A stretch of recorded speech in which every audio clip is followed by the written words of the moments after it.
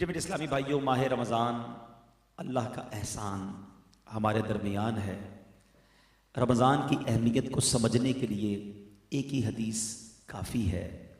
اللہ کے حبیب علیہ الصلوۃ والسلام فرماتے ہیں، اگر میری امت کو معلوم ہوتا کہ رمضان کیا ہے تو وہ تمنا کرتے کہ سارا سال ہی رمضان ہو۔ اس قدر مبارک مہینہ ہے اور اس مہینے کو ایک خاص نسبت حاصل ہے قرآن سے۔ اچھا، یہ یاد رہے، یہ تو ہم جانتے ہیں کہ نزول قرآن کا مہینہ ہے، مگر اس مہینے کی سگنیفیکنس، اس مہینے کی امپورٹنس سمجھیں کہ 4 بڑی آسمانی کتابیں، زبور، توریت، انجیل اور قرآن، یہ چاروں کی چاروں بڑی آسمانی کتابیں جو ہیں یہ رمضان ہی میں نازل ہوئی ہیں۔ اللہ پاک نے اس مہینے کو چنا ان کتابوں کے نزول کے لیے۔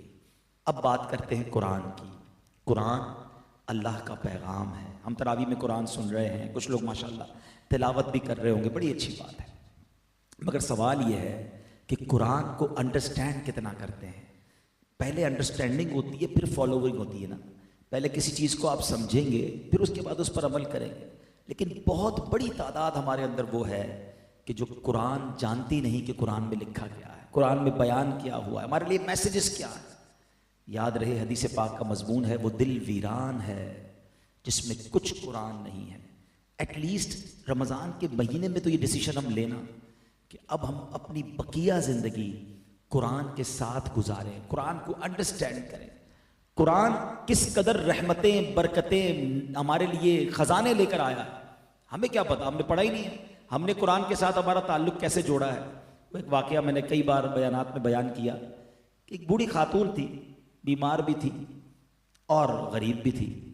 بڑے پیسے جوڑ کر اپنے بچے کو باہر بھیجا کہ بیٹا باہر جائے گا تو کما کر پیسے بھیجے گا۔ بیٹا باہر گیا، جا کر ماں کو اس نے تھوڑے دنوں بعد ایک خط بھیجا۔ ماں بڑی خوش ہوئی کہ میرے بیٹے نے، لاڈلے نے ولایت سے مجھے یاد کیا۔ اس لفافے کو چوما، آنکھوں سے لگایا اور دراز میں رکھ دیا۔ اگلے مہینے پھر خط آیا، پھر بڑی خوش ہوئی، مگر پڑھنا جانتی نہیں تھی، پھر اس خط کو دراز میں رکھ دیا۔ بہت سارے انویلپ آتے گئے، وہ دراز بھرتی گئی، ماں بیمار ہوتی گئی، غربت بڑھتی گئی اور ماں دنیا سے چلی گئی۔ پڑوس کی خواتین آئیں، گھر کو صاف کیا، دراز کھولا تو بہت سارے انویلپ ملے۔ جیسے انویلپس کو کھولا تو ان انویلپس میں ہر خط کے ساتھ منی آرڈر تھا۔ بیٹے نے ہر مہینے ماں کو پیسے بھیجے تھے۔ اگر وہ سارے منی آرڈر کیش ہو جاتے تو ماں کی غربت بھی دور ہوتی، علاج بھی ہو جانا تھا، مگر ماں پڑھی لکھی نہیں تھی، وہ نہیں جانتی تھی کہ ان خطوں کے اندر، ان لفافوں کے اندر میرے لیے کتنا خزانہ موجود ہے۔ بظاہر تو یہ ایک سٹوری ہے، مگر ہمارا قرآن سے تعلق ایسا ہی تو ہے۔ ہم قرآن کس لیے یوز کرتے ہیں؟ آنکھوں سے لگاتے ہیں، چومتے ہیں۔ نئی دکان لی ہے، بھائی جلدی قرآن لے کر آؤ، قرآن رکھنا ہے۔ نیا گھر لیا، جلدی قرآن، اچھا سا جلدان بناؤ، بڑا خوبصورت سا قرآن خریدنا ہے، بھائی نیا گھر لیا ہے۔ اچھا، پھر نیا کاروبار، یار ختم قرآن کرانا ہے تاکہ کاروبار میں برکت چاہیے، گھر میں ختم قرآن کرانا ہے۔ اور اس میں بھی ہم نے دیکھا کہ ختم قرآن میں بھی جس کے گھر میں ختم قرآن ہے وہ نہیں پڑھ رہا ہوتا ہے، وہ بچوں کو بٹھا دے گا، تم پڑھ لو، ساری برکتیں تم لوگ لے کر آؤ میرے گھر میں قرآن کھولنے کے لیے رمضان میں کھولوں گا۔ سچ بتائیں، ہم صحیح کر رہے ہیں قرآن کے ساتھ؟ کیا اس لیے قرآن ہمیں دیا گیا، اس لیے یہ نازل ہوا ہے؟ پڑھا ہی نہیں ہے، انڈرسٹینڈ ہی نہیں کیا ہے۔ آج لوگوں کے میسیجز کی، لوگوں کے پیغامات کی ہماری لائف میں کتنی اہمیت ہے۔ آج صبح اٹھنے کے بعد پہلے لوگ اللہ رسول کا نام لیتے تھے، وضو کرتے تھے، اب تو آنکھیں پوری نہیں کھلتی، موبائل اٹھاتے ہیں کہ بھئی کس کا میسج آیا پہلے دیکھیں، پھر اس کے بعد بھی جس کا امپورٹنٹ ہے اس کو پہلے سنتے ہیں، فیملی کا تو فرینڈس کا، اچھا بزنس کولیگز کا، کسٹمر کا، اگر کوئی نوکری کرتا ہے تو اپنے باس کا میسج پہلے سنے گا تاکہ مس نہ ہو جائے، امپورٹنٹ میسج ہے۔ اللہ کے میسج کا کوئی ٹائم نہیں ہے۔ 40 سال، 50 سال، 60 سال عمر ہو گئی، نوبڈی کیئر اباؤٹ قرآن۔ کیا اب اللہ نے فرمایا قرآن میں، کس کو پتا ہے؟ اتنے سال گزرنے کے بعد بھی قرآن کے بارے میں نہیں پتا۔ باقی جو پوچھنا ہے پوچھ لو ہم سے۔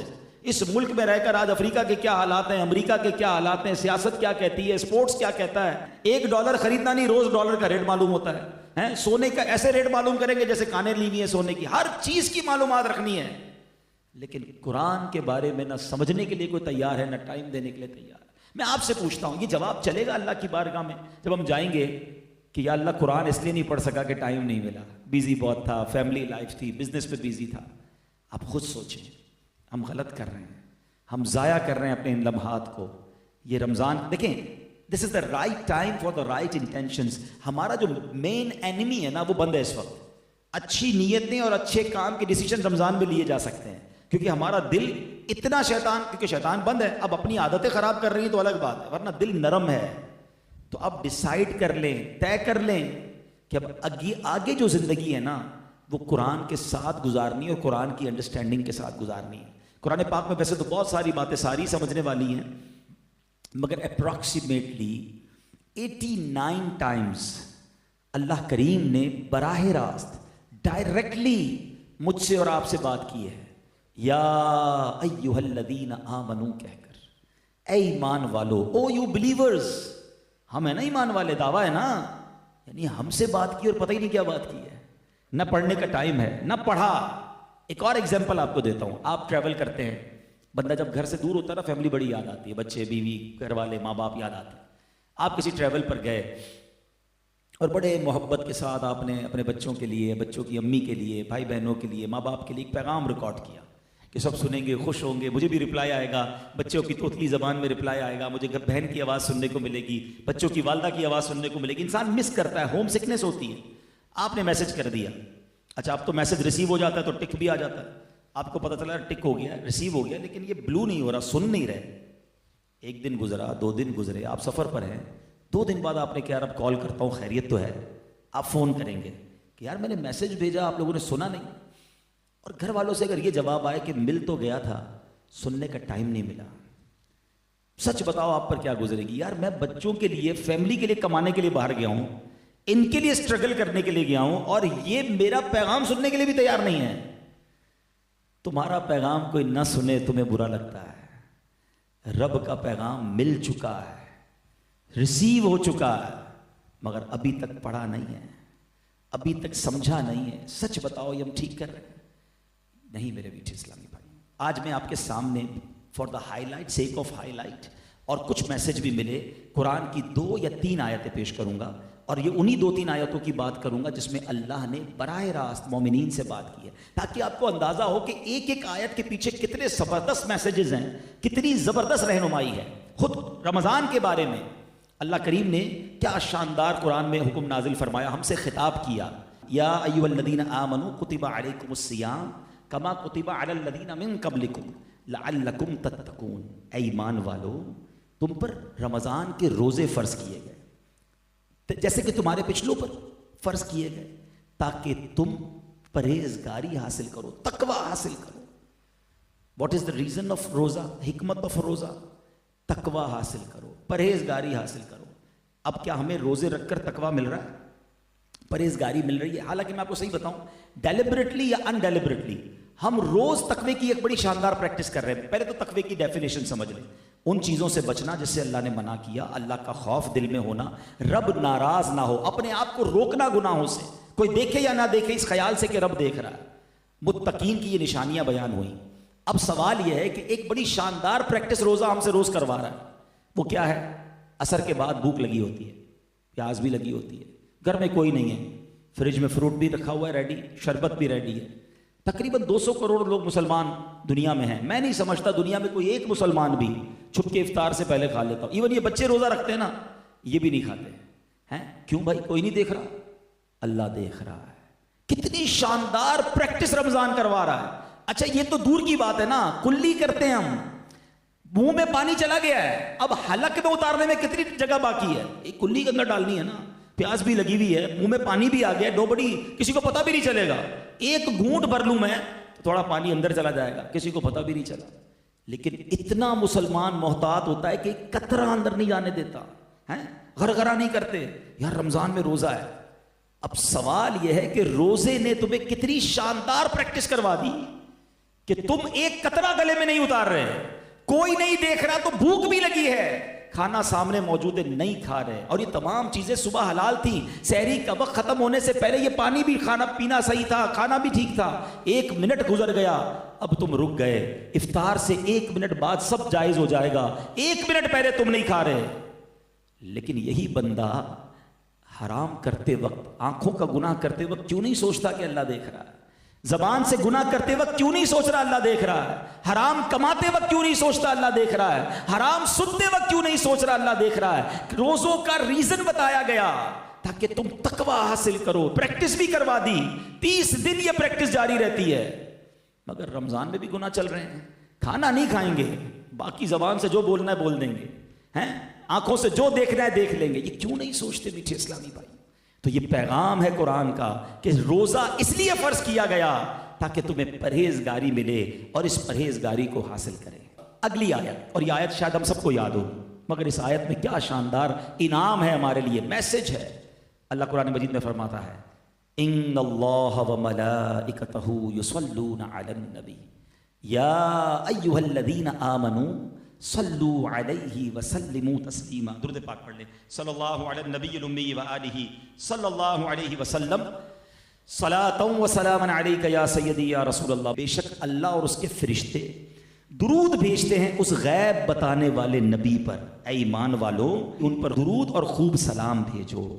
اچھا, اب اس آیت کے تحت علماء نے اتنی باتیں لکھی ہیں, اتنی زبردست تشریح ہے. ایک آیت کو آپ سمجھ لینا, میں کہتا ہوں ایمان تازہ ہو جائے گا. یہ کتنا بڑا انعام ہے پہلے یہ پتہ ہے, ٹھیک ہے.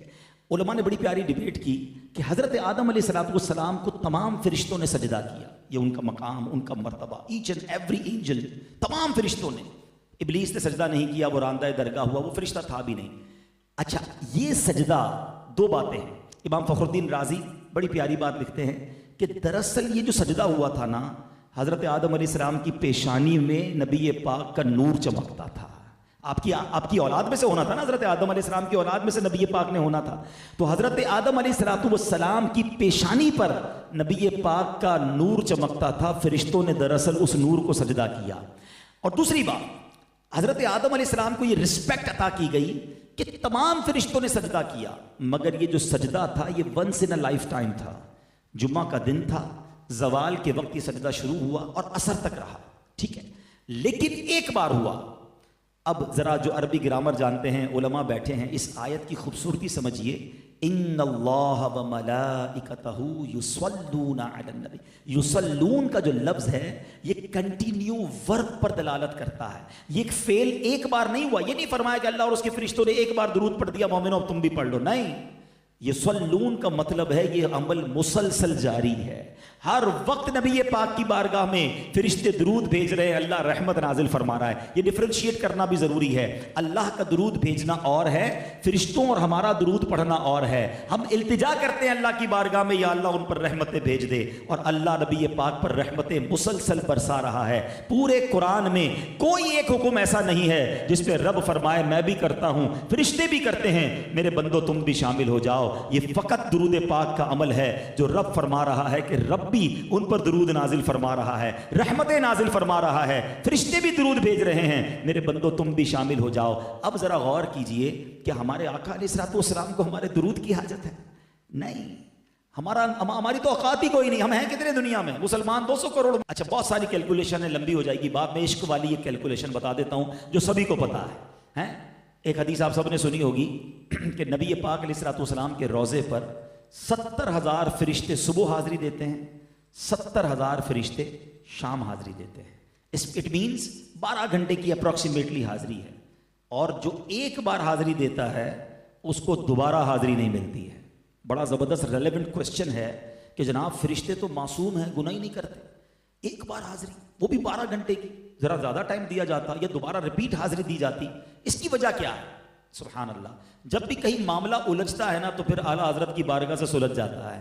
سیدی اعلیٰ حضرت چند شعروں میں وہ کہتے ہیں نا, پنجابی میں گل مکا دیتے ہیں. اعلیٰ حضرت فرماتے ہیں 70,000 صبح ہیں 70,000 شام, یوں بندگی زلف رخ آٹھوں پہر کی ہے.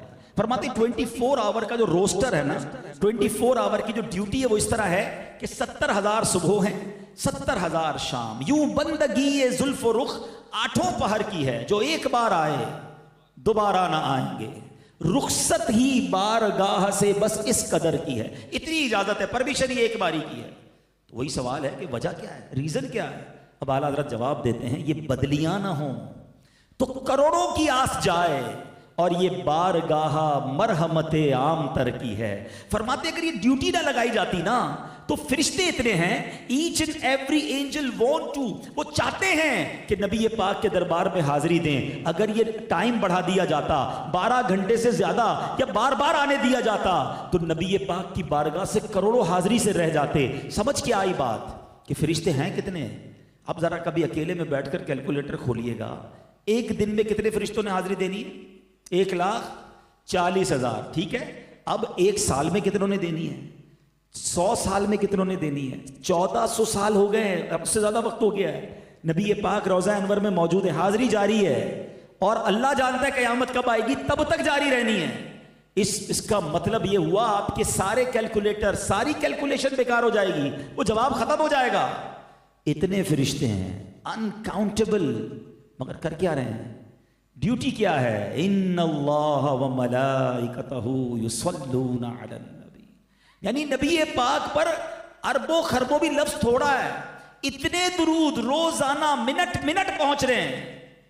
تو میری آپ کی درود کی کوئی حاجت نہیں ہے انہیں. ٹھیک ہے, ہماری میمنی میں کہتے ہیں نا کھٹاتے ہیں, بیسیکلی ہمیں کھٹایا گیا ہے, ہمیں چانس دیا گیا ہے. اے ایمان والو, تم بھی پڑھ لو, تمہارا کام بھی ہو جائے گا, تمہاری بھی جولی بھر دی جائے گی, تم پر بھی رحمت برس جائیں گی, تمہیں بھی شفاعت مل جائے گی. بیسیکلی ہمیں موقع دیا ہے, اور یہ قرآنی حکم ہے. مگر اتنا کمال کا وظیفہ ہونے کے باوجود ہم کتنا درود پڑھتے ہیں.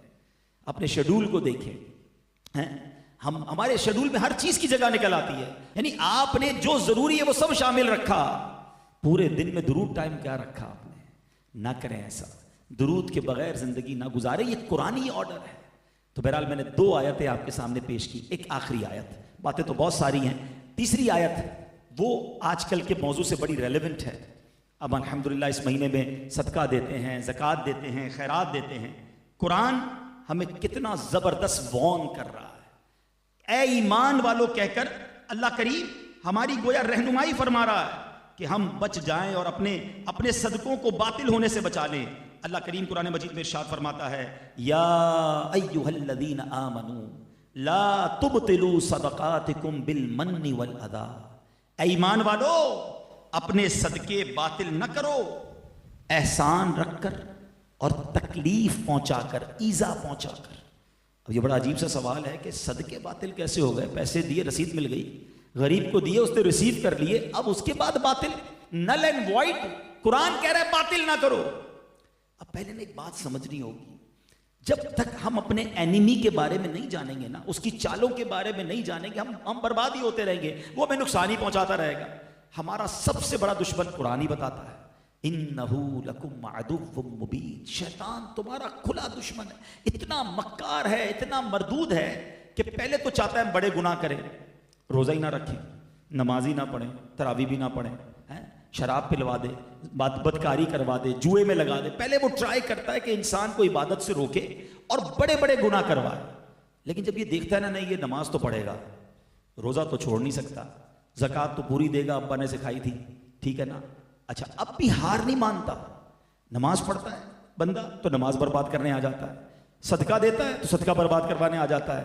کوئی بھی وہ نیکی کرتا ہے تو اب اس نیکی کو کس طرح ڈیمولش کیا جائے, شیطان اب اس پر کام شروع کر دیتا ہے, اور ہم ہوتے ہیں کہ اس کی باتوں میں آ کر اپنی نیکیاں برباد کرتے ہیں. قرآن کہہ رہا ہے, اے ایمان والو اپنے صدقے باطل نہ کرو. کیسے باطل ہو جائیں گے؟ احسان جتاتے ہیں, تکلیف پہنچاتے. یاد ہے نا, چپل پہن کر آیا تھا میرے پاس, میں نے نوکری لگائی تھی, قرضہ دیا تھا, جب تو نے کاروبار شروع کیا بڑا آدمی ہو گیا, بھول تو نہیں گیا, تیرا گھر میں نے دلایا تھا, بچی کی شادی میں نے کر, یعنی صدقہ دے کر احسان جتانا. توبہ توبہ توبہ. یہ آپ جو کرتا ہے نا ایسے, وہ اپنے تمام صدقوں کو بھی باطل کر رہا ہے, الٹا گناہگار بھی ہوگا, کیونکہ اس کا دل دکھے گا نا جس پر آپ احسان جتائیں گے.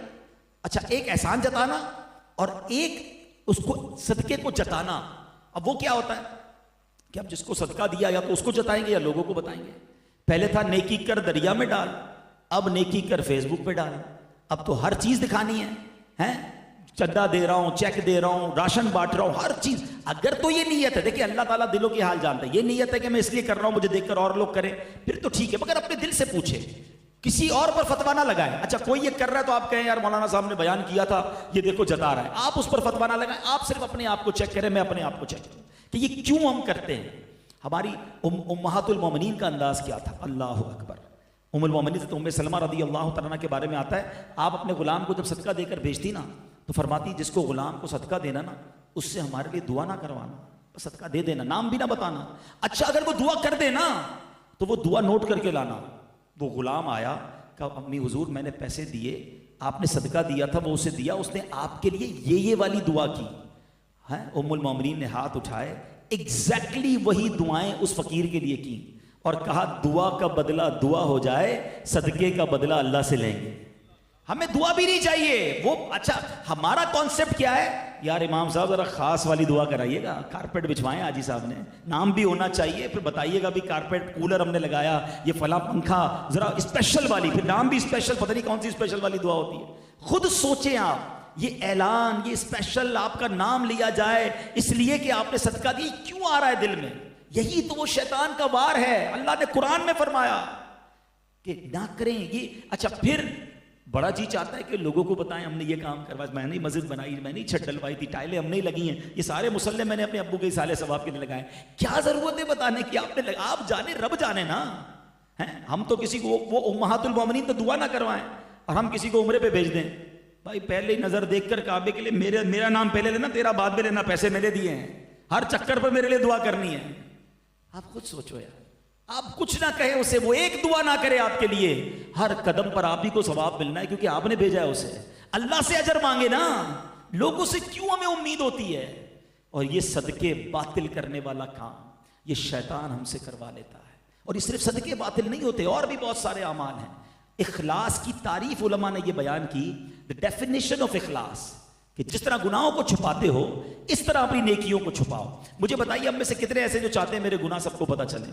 ہم سب چاہتے ہیں یار نہیں کسی کو نہیں پتہ، نیکی تو کسی طرح پتہ چل جائے، بس کسی طرح ڈیلیور ہو جائے نیکی۔ وہ نہیں ہوتا واٹس ایپ جاتا ہے بلو ٹک ہو جاتا ہے، بس اس کو نیکی پہنچی اور ہمارے دل میں ٹھنڈک پڑ گئی، چلو ریسیوڈ، اور ریسیو نہیں ہوئی بھائی وہ ڈیلیٹ ہی نہ ہو جائے کہیں۔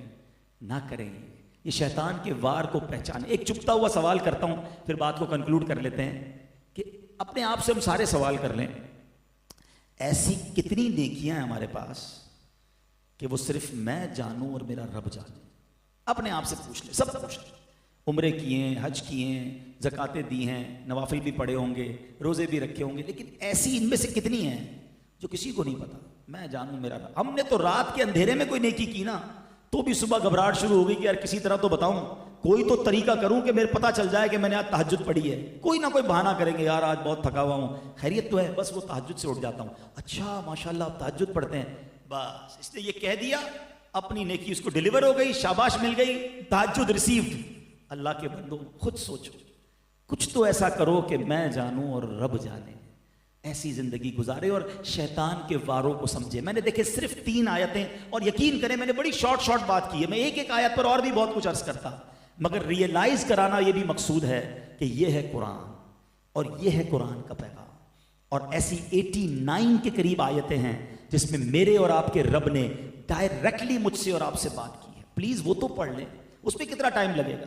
اور دعوت اسلامی کتنا کام آسان کر دیتی ہے کہ ان تمام آیتوں کو کمپائل کر کے پوری ایک بک بنا دی، اے ایمان والوں کے نام سے، مکتبۃ المدینہ سے حاصل کریں۔ ایک پتہ نہیں کیا مٹھائیاں ہیں، تو پھینیاں، تو سموسے تحفے میں بھیج رہے ہو، اللہ کے بندو یہ کتابیں تحفے میں بھیج دو۔ رمضان میں کچھ قرآن تو لوگ پڑھنے والے بن جائیں، یہ تحفہ دیجئے نا جس سے لوگ قرآن کا علم حاصل کریں، خود بھی پڑھیں، دوسروں کو بھی دیں۔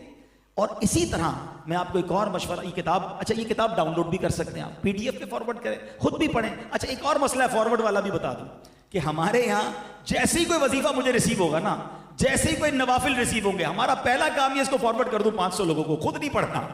اللہ کے بندو اگر وہ واقعی وظیفہ ہے، واقعی فضیلت ہے، آپ نے سوچا میں نے 500 لوگوں کو بھیج دیا، ان 500 نے سوچا ہم نے 5000 کو بھیج دیا، ہمارا کام پورا ہو گیا، خود عمل کب کریں گے؟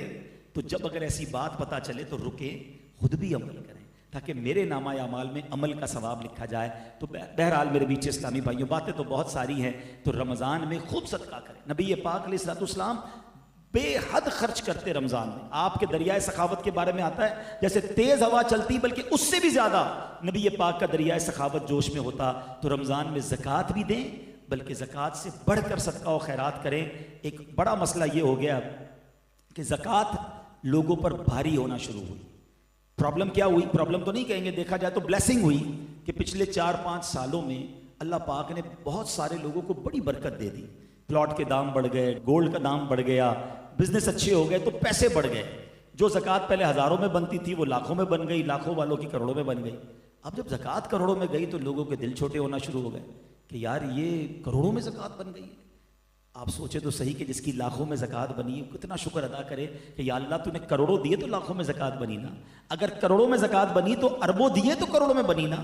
لیکن پھر بھی زکوٰۃ دیتے وقت برڈن فیل کرتے ہیں، کبھی بھی برڈن فیل نہ کرنا، خوش دلی کے ساتھ دیں، سجدہ شکر بھی ادا کریں کہ اللہ تیری مہربانی، تو نے دینے والا بنایا، تو نے مانگنے والا نہیں بنایا۔